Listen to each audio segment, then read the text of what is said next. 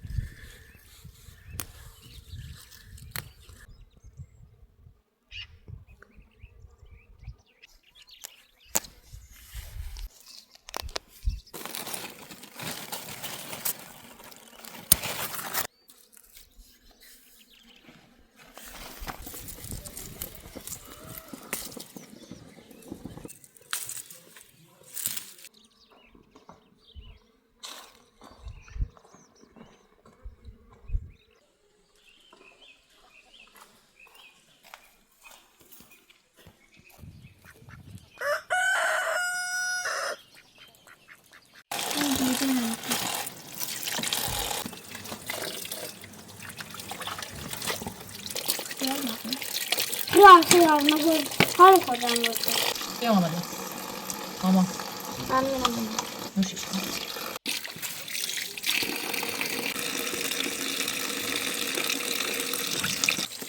خوشمزه بود.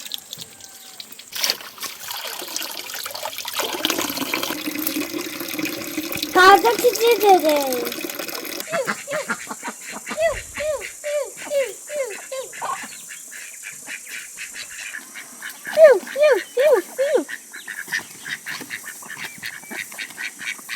از اینکه امروز هم کنار من هستید از صمیم قلب سپاسگزارم. امیدوارم هر جا که زندگی شما را برده دلتان آرام باشد، سفرتان پربرکت باشد و امید هیچ وقت خانه قلبتان را ترک نکند. و اگر روزی در جای از این دنیا همدیگر را دیدیم احساس نکنید غریبه ایم، چون شما مدت هاست که بخشی از داستان زندگی من شده اید. با عشق و احترام، مینا.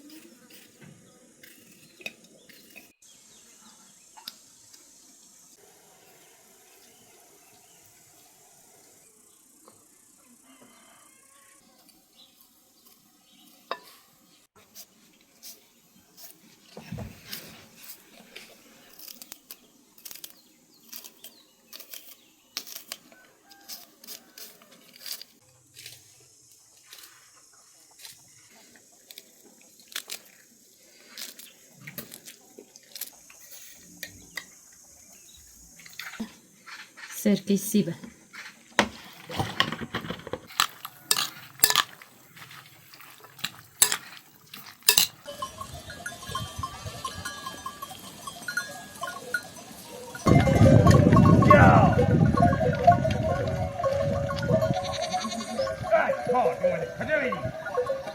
بفرمایید. دست من در میرم نکنه. مامان. نوش جان. چه عطری هم داره. خیلی جایت خوشمزه است. نوش جونت خاله.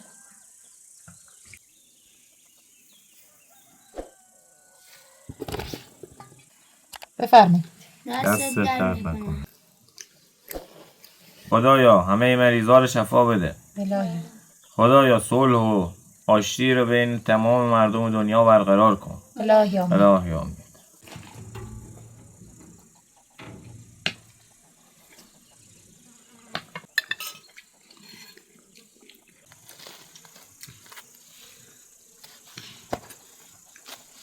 جایت خوشمزه است. دستت درد نکنه. نوش جونت خاله.